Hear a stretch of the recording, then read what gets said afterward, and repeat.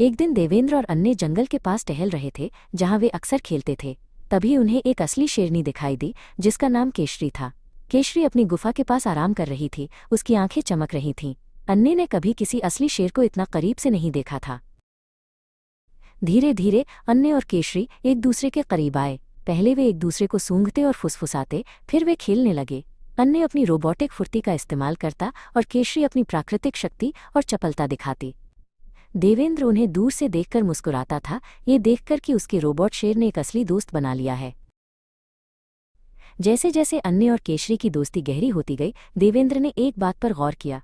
अन्य बहुत शक्तिशाली और बुद्धिमान था, लेकिन केशरी की प्राकृतिक सहजता और जीवंतता उसमें नहीं थी।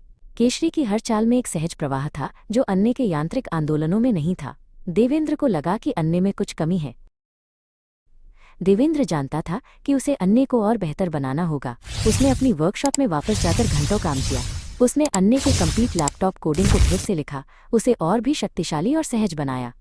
उसने उसके पुर्जों को भी अपग्रेड किया, ताकि अन्य की हर हरकत केशरी जितनी ही प्राकृतिक और ऊर्जावान लगे।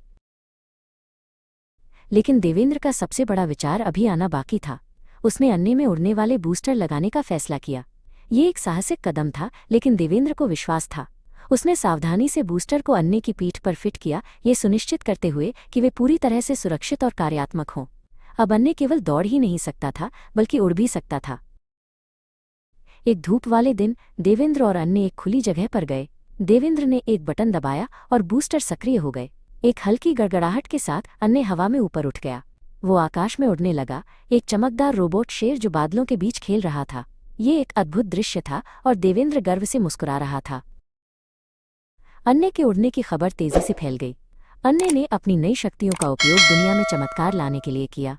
उसने फंसे हुए जानवरों को बचाया, पहाड़ों पर खोए हुए लोगों को रास्ता दिखाया और दूर दराज के गांवों में मदद पहुंचाई। देवेंद्र और अन्य की दोस्ती ने दुनिया को दिखाया कि कल्पना और कड़ी मेहनत से कुछ भी संभव है।